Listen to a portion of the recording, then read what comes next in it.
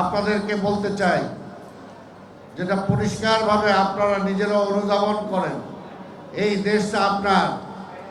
অনেকে যারা মনে করেন যে পার্শ্ববর্তী দেশ সীমান্ত অতিক্রম করে গেলে সেই দেশটা ধর্মের কারণে হয়তো আপনার দেশ, কিন্তু না, সেখানে যদি আপনি যান সেখানে সেকেন্ড ক্লাস সিটিজেন হবেন আপনি। সেখানে কোনো প্রধান নাগরিক আপনি হতে পারবেন না কোনোদিনও।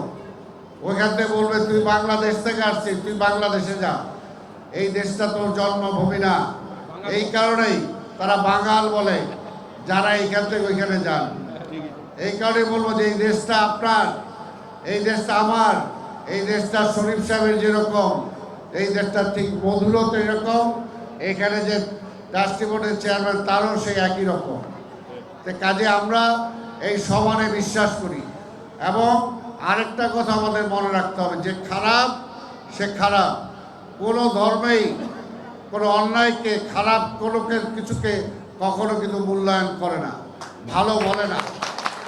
আজকে যে চোর, যে ডাকাত, সে চোর ডাকাত সে যে ধর্মেরই হোক, সে কিন্তু সবার জন্যই চোর, সবার জন্যই ডাকাত।